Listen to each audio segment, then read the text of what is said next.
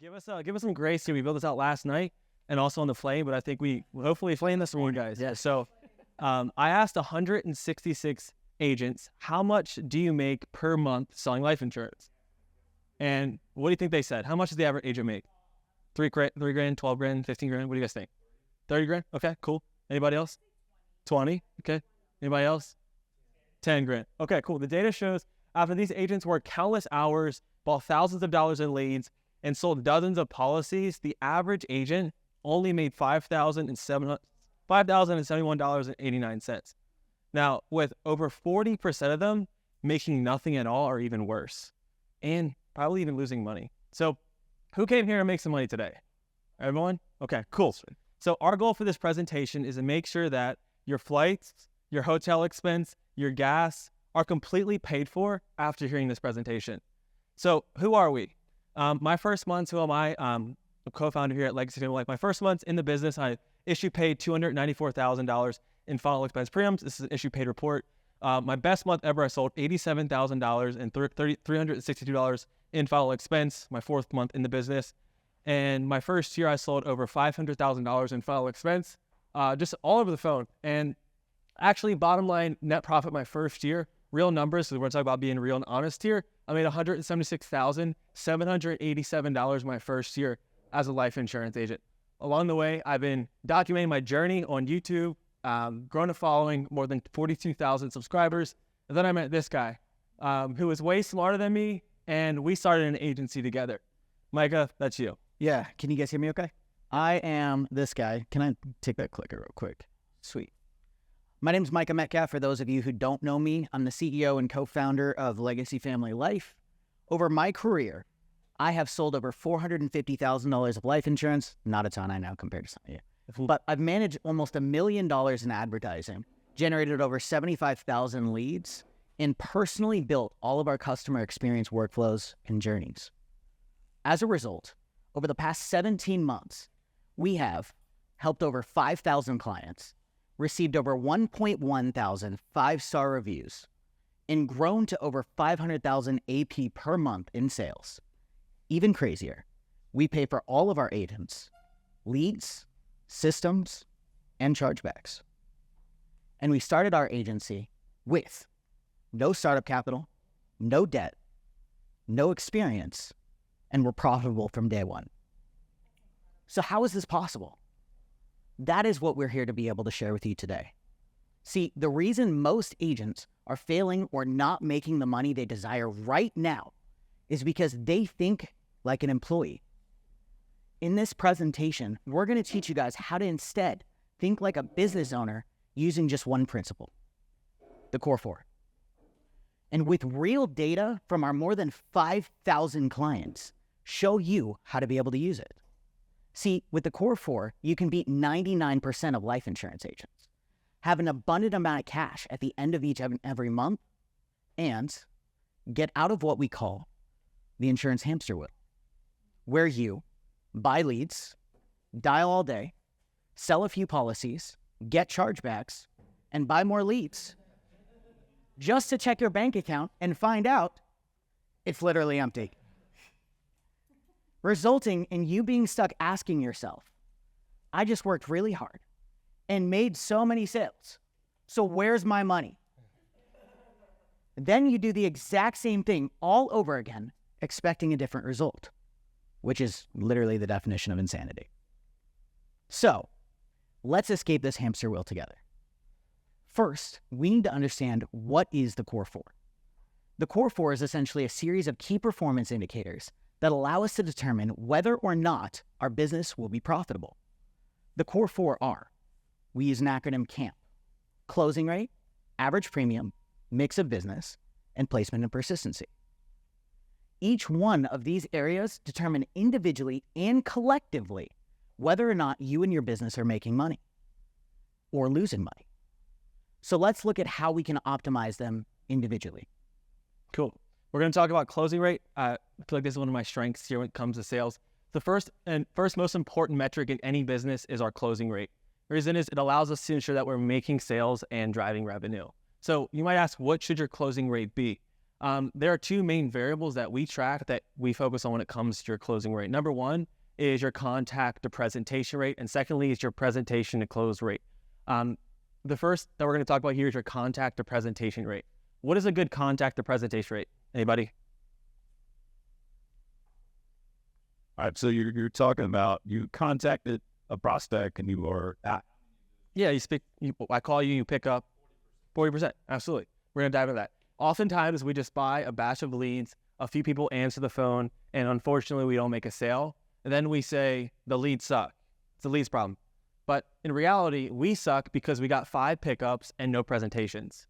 This is why, as you mentioned here, the ideal contact to presentation rate should be 40%. I'm going to add something. If you guys are talking about your leads, you want to make sure whatever lead you're using, you want to make sure that you're still maintaining the 40% contact rate. Which means if you get 10 people on the phone, you need to be able to present a quote to 4 or more people. So 40%, whatever your lead flow, you're doing a great job. Okay, because without presentations, we'll never make sales.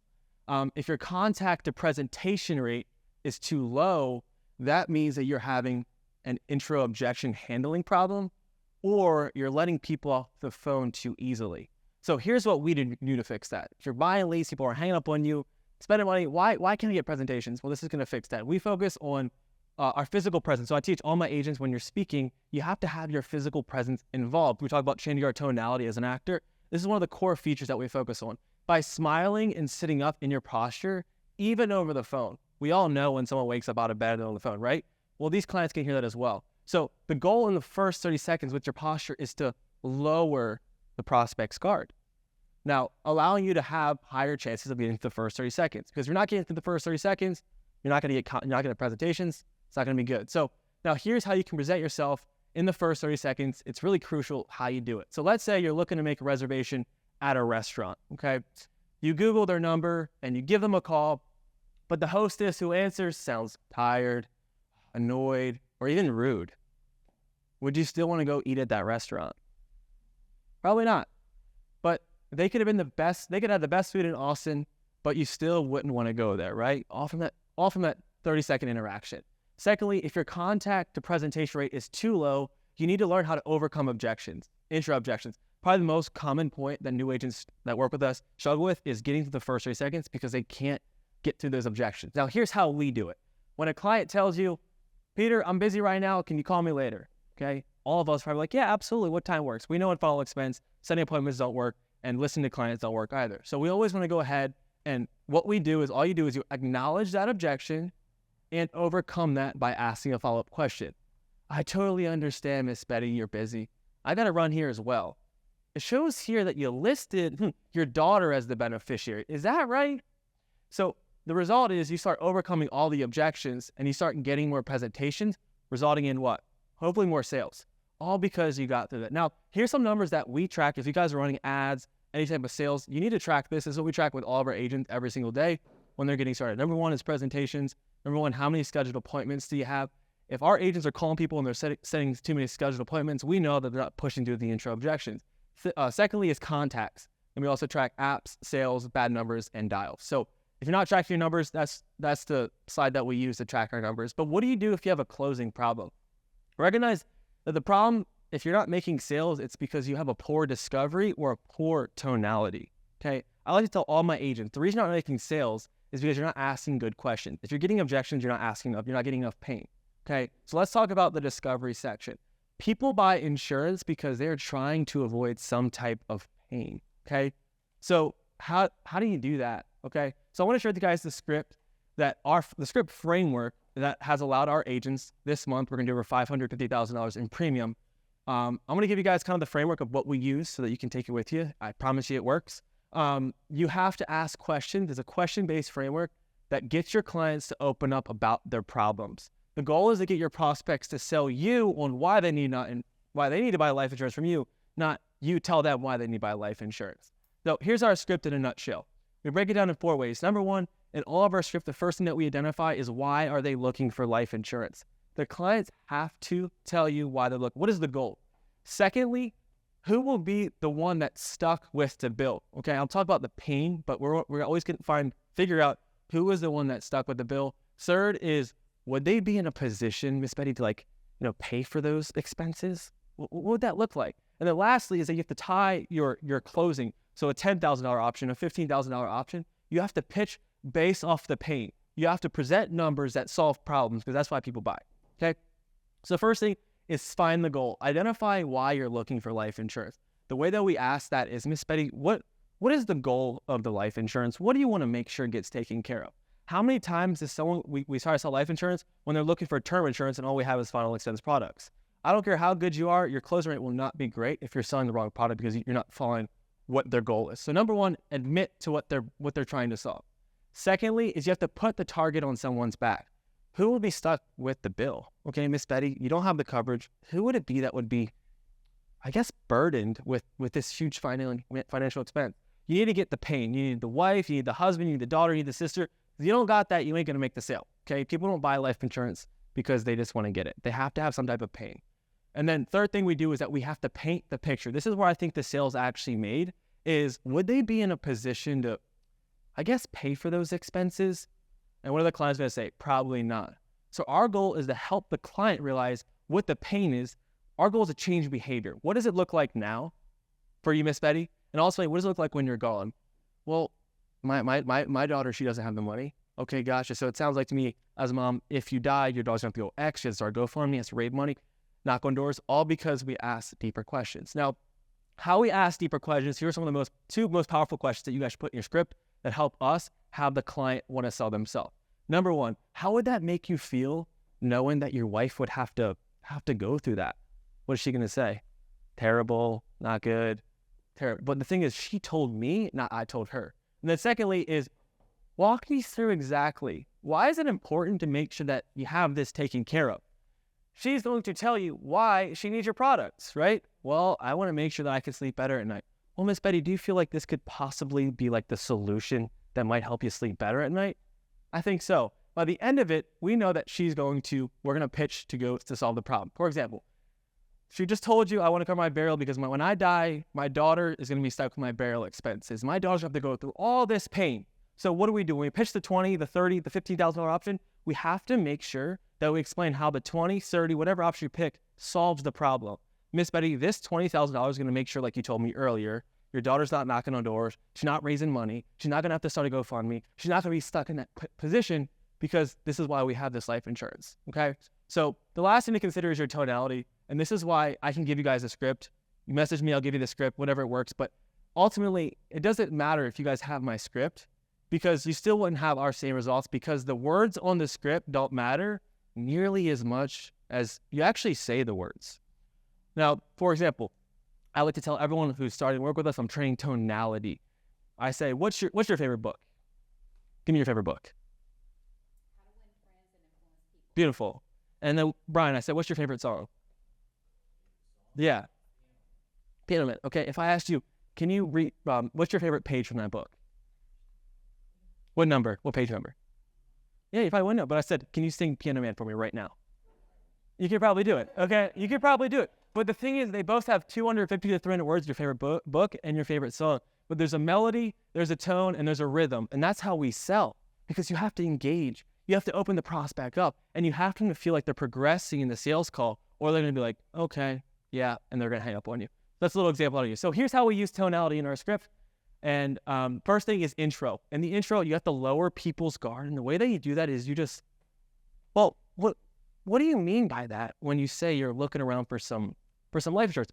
I'm curious. I got to open it up because everyone, hello, who's this? If you don't have a curious tone, you can't lower their guard. Second part is the medical underwriting. I'm going to teach you guys something really cool that helps us make a lot of sales here in a little bit. When it comes to the medical underwriting, you have to be a professional. I give this example to everyone. If you tear your ACL, you come into my doctor's office, I'm a knee doctor, and I look at you, I'm like, hey, what's wrong? You say my knee. And you ask me, what's that part on the knee? It feels like it's like shifting. I'm like, I don't know. I don't know. Let's go Google it, right? Who does that in their medical underwriting? Well, lisinopril, carvedilol, hydrochlorothiazide, you probably have congestive heart failure, right?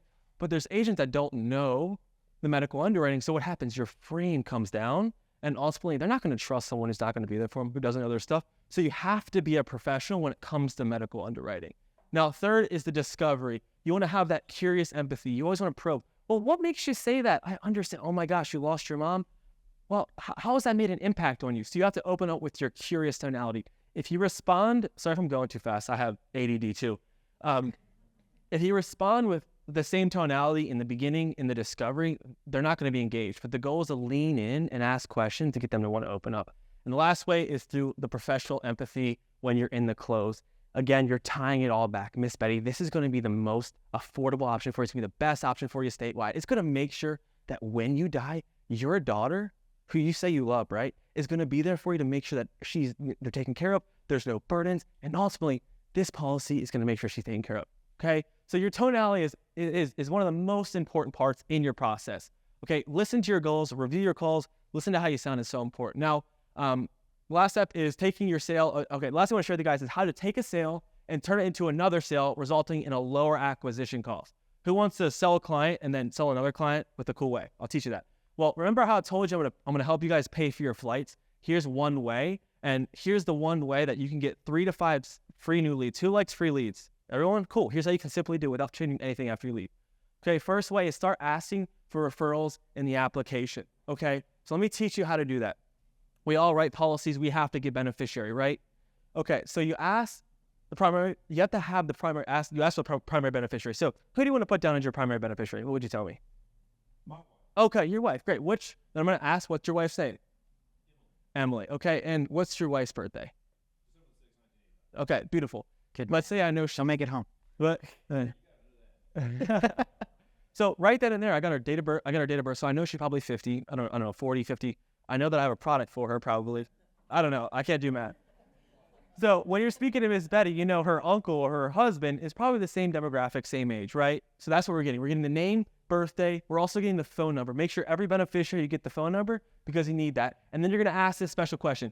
Write this question down. It's going to make you more money. Number one, it's, well, Miss Betty, they make me check this box on this application. Does your wife, Emily, does she happen to have like one of those life insurance policies? They make me check a box. Does she have one? Okay, she's a bunch. So in this case, I would know that she's probably not a good client. But most people don't have life insurance. So when I make up this fake question, they don't know what the application looks like. Oh, no, he doesn't. Then by the end of the call, guess what? I have his cell phone number, I have his date of birth, and now I know he's a qualified buyer, all for free. Now, if you don't, you have a phone number. So you have a phone number, date of birth, all that, and you know they don't have life insurance. Lastly, you always get the contingent beneficiary. I used to just skip through contingent, don't matter, right? Don't matter. Number one, helps with retention, so more information the better. Micah will talk about that. But secondly, contingent is like when I say like referral beneficiaries. I want to get as many contingents that are above 50, so tell me who they want. Well, are you sure? Like, what happens if something happens to your husband, Jimmy? Who's like his brother? Give me his brother's name. And I get his cell phone number, I get his date of birth, and then boom, I got a referral.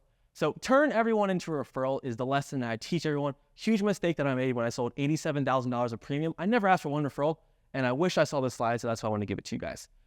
Now, did you know that you can increase your profitability by making 3 simple changes? This is going to blow your mind, so Micah got some crazy data. Take it away. Sweet. We'll go through average premium. That's the A in camp. Oops. Go backwards. When we first started our agency, we didn't understand the importance of maintaining a high average premium. And our first 6 months in the business, our average premium was only $802, which if one of yours is, that's bad. All because we believed that this was all that was possible, which resulted in less upfront cash collected, more customer service work, and overarchingly, more problems. Because mo money, mo problems is not always true. The godfather of marketing, Dan Kennedy, said this: whoever can spend the most to acquire a client wins. And the best way to be able to spend more to acquire a customer is to be able to raise your prices. So I'm going to show you guys 3 ways to be able to increase your average premiums immediately. Step 1, change your mindset. Did you guys know that the average cost of a funeral right now is between $8,000 and $12,000? Many of you probably did. But did you know that with inflation, the cost will be more than double in the next 20 years? Let's do some math. Since 1913, the annual inflation rate has been 3.43%. So in 2050, the average burial cost will be between $30,900 and $38,400. And the average cremation will cost over $9,000. So if you provided a $15,000 policy to cover a burial for a 55-year-old woman, she's wildly underinsured. And if you provide anything less than $25,000 in coverage for a burial for someone who's 60 to 70, they are too. And the worst part, this is something that many of us are guilty of. As agents, we often accidentally underinsure our clients and are not helping them be able to reach their goals. So how do we fix this? Step 2, change your pitch to adjust expectations. At the end of the day, your clients trust you as the expert to guide them to the right policy. So we need to talk about in our pitch what's going to happen in the future. And we need to talk about inflation. Because yes, $10,000 will cover a burial today. And $5,000 will cover a cremation today. But $5,000 to $10,000 will not cover it 10 to 15 years from now. And that is what we are trying to protect families from. Not just today, but also tomorrow. So we need to adjust our clients' expectations, both in our discovery and in our close. So how can we do this in our discovery? When a client states that they are looking to cover a burial, we train our agents always to ask them this question. Do you know how much a burial or cremation costs in the state? Then, right or wrong, we give them the answer. Well, close, Miss Betty. A burial is usually anywhere between $8,000 and $12,000, but that's going to be if you die today. I mean, you're not going to die today. At least let's hope not. But now, these numbers aren't really adjusting for inflation. So what I recommend to my clients and what I suggest to you is whatever the price of burials or cremations are today, you just double it for when that day comes to be able to adjust for that inflation. Does that make sense? So what we're going to be looking at is anywhere between $20,000 and $25,000 in order to really just make sure that all of those burial expenses are not just covered today, but also into the future. Now, were you looking to just cover those burial expenses, or were you hoping to be able to leave something extra behind your family as well? So what did we do? We identified where costs are today in case we need to downsell, and then told them as the expert what coverage we need to look at. Here's what we also did. In our 3-option close, we always bring up inflation again. For example, if my client was looking to cover a burial and leave extra and is 60 years old, I would say, okay, Miss Betty, now the first option is our starter program for those who are really on a fixed income and just want to make sure that that burial expenses are going to be taken care of today. Now, this really won't adjust for inflation down the line, but at the very minimum, it will ensure that you can go to bed knowing that if God forbid something happens to you tomorrow, your family can cover the burial expenses. Now, for the second option, now, Miss Betty, the second option here is for $25,000. This is the program that most of our clients typically go with. What it will do is ensure that all of those burial expenses are covered now and into the future, adjusting for inflation, and maybe even leave a little extra behind for your daughter as well. So essentially, we change our pitch to adjust expectations. Step 3, pitch higher. Oftentimes, many of us are scared to increase the premium in our pitch when it provides 2 significant benefits. Number 1, it allows us to show the client options that will actually help them. But number 2, it allows us to have a litmus test on the quality of our client. So what do we mean by litmus test? Did you know that the premium amount that you sell has a strong correlation to client retention? Here's what we have found in our agency for each of our monthly premium levels. And the results are astonishing. Under $45 a month, you guys only have a 36% chance of the client actually placing and being able to retain them. Between $46 and $65 a month, we have a 73% chance. Between $66 and $80 a month, 77%. Between 81 and 100, 85.6%. 101 and 120, 84.2%. Watch, it gets crazy as we get higher. 121 through 199, 79%. And if we go over 200, even more interesting, 72% chance. So we're actually in just as bad a spot as if we sold a $46 policy if we go over 200 as well. So essentially what we found is that if you are selling a policy under $45 per month, you have a 137% higher likelihood of the policy lapsing in comparison to selling the same policy for 81. So what do you think we train our agents on? To sell policies between 81 and 120. Crazy, right? So why are agents often afraid to pitch higher premiums? Because we are pitching with our own wallet in mind, or based upon what we consider expensive, based upon their income level, instead of actually pitching to solve their problem. So here's what we do. With option 1, we pitch what's going to solve their problem today and try to optimize for around $65 a month. With option 2, we pitch what will solve their problem no matter when they pass away and try to optimize for about $85. And option 3, we pitch them the max offer, which is almost always over $100. And here's what we found. Over 60% of our clients choose the middle option, and 10% of our clients choose the max offer. And the rest, we can downsell if necessary. It's risk-free. We decide the options, but our clients decide what they can afford. Let me ask you guys a question. If I offered you a Ferrari for $10,000, would you figure out how to be able to come up with that money? Even if you didn't have it, would you do whatever it takes in order to find that 10 grand? Of course. So then it's not about the price. It's about the value that we create. And this value is created in the discovery and the close. Now, what if the product that you sold could also make you more money? So we're gonna talk about the mix of business here, our third option here. What is your mix of business? So Micah's going to talk about some other numbers here in a second, but what is mix of business? Everyone think digital is rolling out something that I think we need, which is incredible. It's the mix of business tracker. So what is mix of business? What does that mean? It's the percentage of simplified issue policies versus the guaranteed issue or graded or modified policies.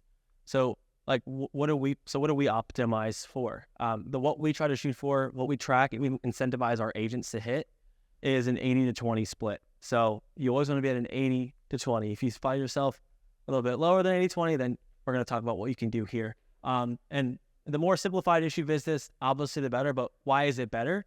Because you can receive more upfront cash. We all know that our compensation is higher on level coverage compared to like a graded or guaranteed issue. So we need to ensure that we're always selling as much day one coverage as possible, because if not, because it's not only beneficial for the client, but it's also beneficial for our profitability. So how do we do that? Number one is our underwriting section. We take a lot of pride and care of our underwriting section because we want our agents to become a medical expert. Here's my underwriting script.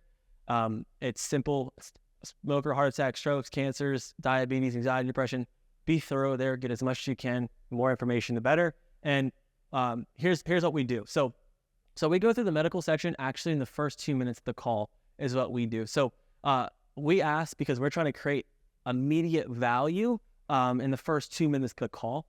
For example, Miss Betty tells you, hey, you should, she tells you she has a policy. She has diabetes, but her current policy has a 2-year waiting period. Okay, so what is the value here? How would you be able to sell Miss Betty? And the value is that we find her a policy with no 2-year waiting period. Okay, so what this means and what the cool thing is that if I suck at selling life insurance, but I somehow know how to underwrite, I can still smash it and make some sales, all because I just asked underwriting questions. That's how I did it. Ms. Betty, example number 2 is Ms. Betty tells you that she has COPD, congestive heart failure, and she says, well, Peter, I keep on getting declined. Can you help me out? Again, it doesn't matter how good I am. If I can just find Ms. Betty a policy that she can get approved for, my sales skill doesn't matter because I found out in the first 2 minutes by understanding what the value is of the call. This is exactly why we start in the first 2 minutes of the script, because our goal is to find the best product that creates the most value, as Micah talked about, to our prospects so we can actually tailor our discovery section based upon what they qualify for. This is why products actually matter. Being a broker allows us to find the best products based on medical conditions. Let's play a fun game, okay?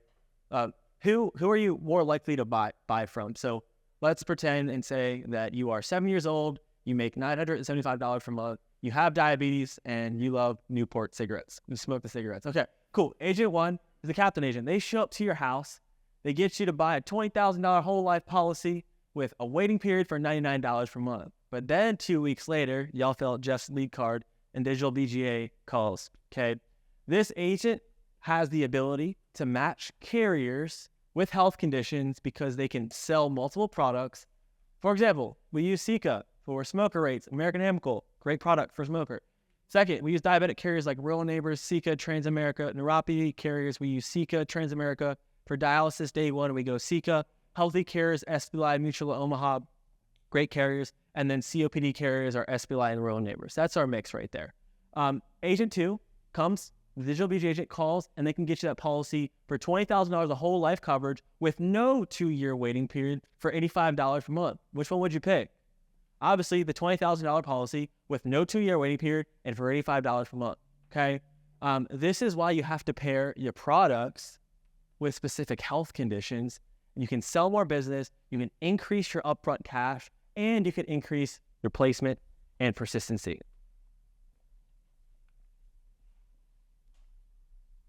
What is placement and persistency?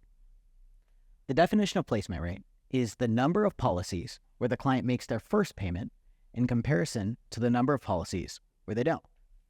On the other hand, persistency is the number of clients who continue their policy each and every year. So why are they important? Let's say you worked really hard last month. You made 300 dials every single day. You worked 12-hour days and even worked the weekends. This resulted in you selling $87,362 in premium like Peter did one month.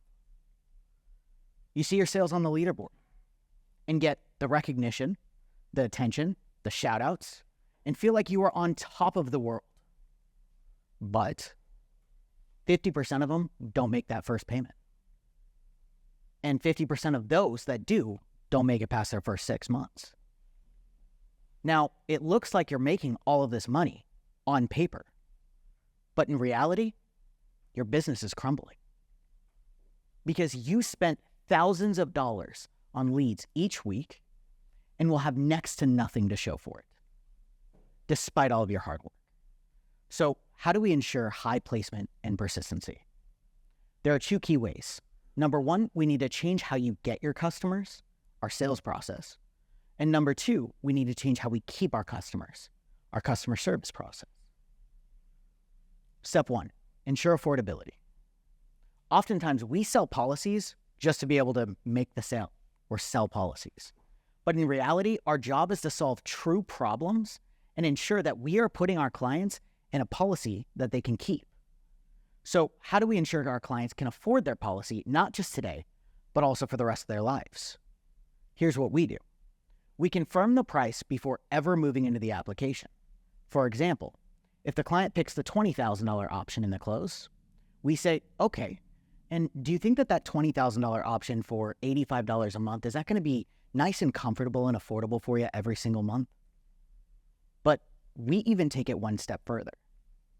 After writing the application, but before we click submit, this is what we also include. So the last step here is I just have to click the submit button, and then we'll have that final approval for you. Now, before I click submit, I need you to promise me 2 things here, okay? Number 1, I want you to promise that you'll make sure that that $85 a month will be in there on the 1st so that this policy with SVLI will go in place so that if God forbid something happens to you the very next day, your daughter will be taken care of. And secondly, I want you to promise that you will ensure that every month you have that $85 in your account, no matter what. Because if not, this application is absolutely worthless. And I can't bring your daughter a check for that $20,000 if something happens to you. Now, Miss Betty, this is the most important thing we can do all day. Can you make those promises to both me and to your daughter here? This is powerful. Guys, it forces the clients to think about the future, forces the client to commit long-term, shows that you care, and you are less likely to lose the sale at the very end unless they can't afford it or don't really want it. We are not just here to see if they can get approved. We are here to help our clients purchase a policy that will protect their family from financial burden. So we need to ensure affordability. Step 2, reinforce their decision. How many of you guys have had a client who canceled their policy almost immediately after buying it? Sure, most of us. Often, though, this is because we never reinforced our client's buying decision. In our agency, we do this with a sale wrap-up by first reviewing the coverage that they were just approved for and then having them make us 2 additional promises. Here's what we say after every sale. Couple more things here, Miss Betty. I make this promise to every single one of my clients, and I'm going to make it to you as well. I promise to literally be your advisor for life, okay, until death do us part. But I don't just promise to ensure that we get you applied and approved for the coverage that you need. I also promise to ensure that when that day comes, I'm going to make it. Oh, hold up. There we go. Ensure that I'll make sure that that policy gets paid out to your daughter here because you provided it for them. Now, all I ask you to do in return for me is that you just promise me 2 things here. Number 1, if life happens, because life does happen, and for whatever reason you're going to miss a payment or you won't be able to make a payment, you call me. Because as your agent, as your advisor, I can make sure this policy won't cancel or lapse because ultimately, that's not going to do anyone any good, especially not your daughter. And number 2, it's going to happen in coming years. You're going to have those life insurance agents, burial insurance agents. They're going to cold call you, come knock on your door, tell you they've got the best policy since sliced bread. Now, all I ask that you do as your advisor here is that you take down their information and you call me. Because I can guarantee you one of 2 things. Either number 1, it's not the policy that they're saying that it is, and I'm a pretty no-nonsense kind of guy. I'll tell you what's in their policy, even if they won't. Or number 2, it's a company I already work with, and we've got you in the best position here with SBLI. Now, can you make me those 2 commitments? These 2 promises have saved our agency more money than anything else because they allow us to overcome the top 2 reasons that people cancel. Number 1, that they no longer think they can afford it and have no hope, no way to be able to keep their policy when instead we can oftentimes rewrite them and downsell them a lower premium policy.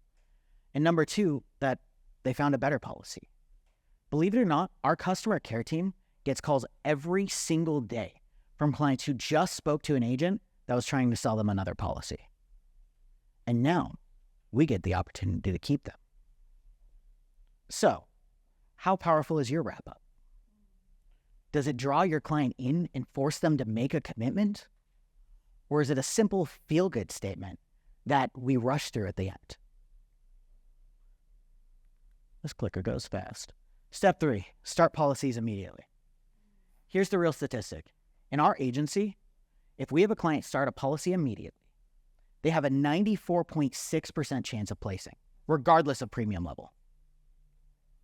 If we have a client start a policy in the next 3 days, that number now goes down to 93%. As you can imagine, these numbers really just get worse from here. If we put the policy out just 2 weeks, we are now down to a 73% chance of placing. And finally, if we push out a policy 30 days, we're down to only 58%. So essentially, with just one decision in the application, we go from 94.6% chance of placing to almost half of our clients never making their first payment. So, bottom line, start as many policies as you can immediately by simply just assuming they'll start immediately. When you get to the banking information in the application, this is all we say. Okay, and like most of our clients, you want this policy to start in the next 24 to 48 hours, right? This one simple statement has allowed our agency to start more than 36% of our policies immediately.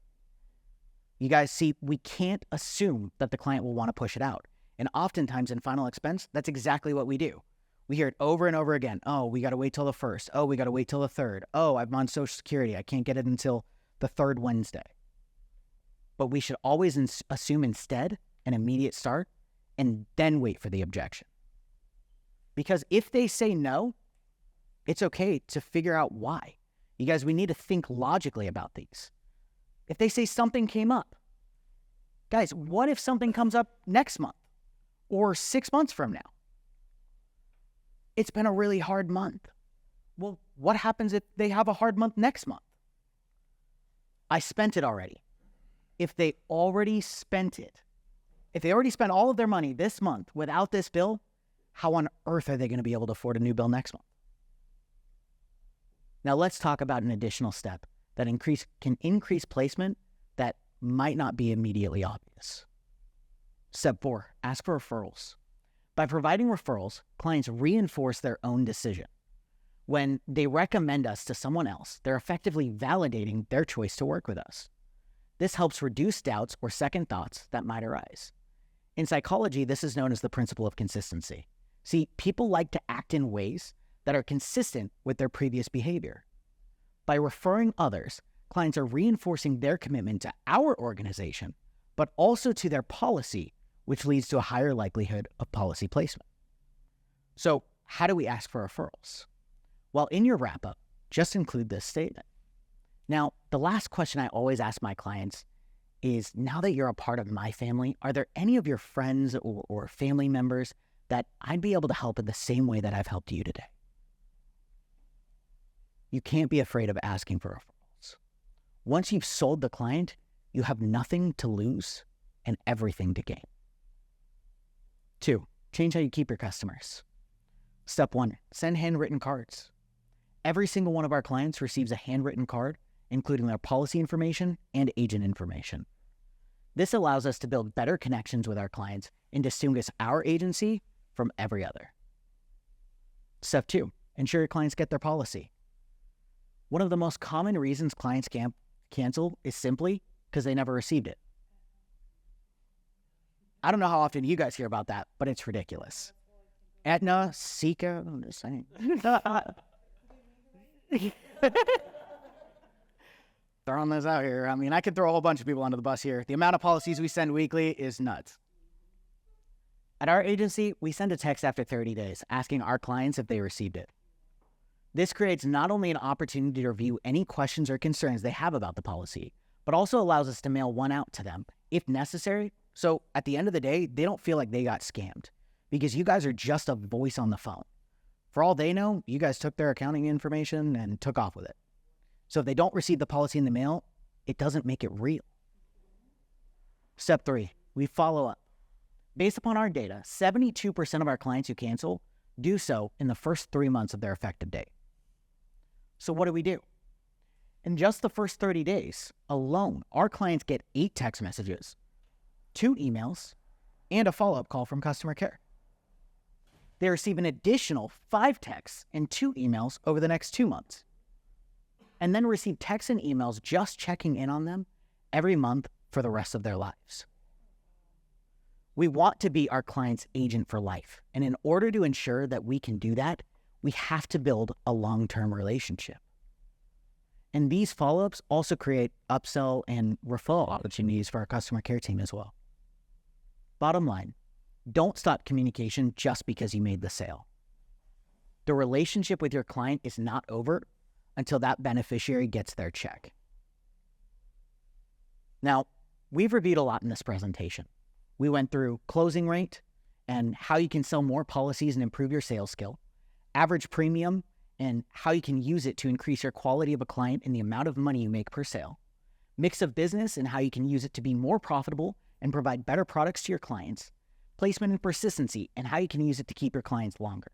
See, all of these are wildly important, but the reality is there's one thing in our agency that is more important than any of these core 4. And it's the one thing that has allowed us to grow at such an astronomical rate. It's our core values. Unimpeachable character. We believe in doing the right thing even when no one is watching. Utter sincerity. We believe that to be successful in this business, above all else, you need to passionately care about the clients you are serving, the agents around you, and the company that you are with. Competitive excellence. We believe that you must compete against yourself daily to be the best individual you can be in all aspects of life. That includes health, diet, relationships, sleep, exercise, because ultimately every one of these aspects will determine how you perform in this career. You see, this business is so much more than sales chips and metrics. At the end of the day, it's about serving others to the best of your ability with integrity, care, and no matter what happens, never giving up. Thank you, guys.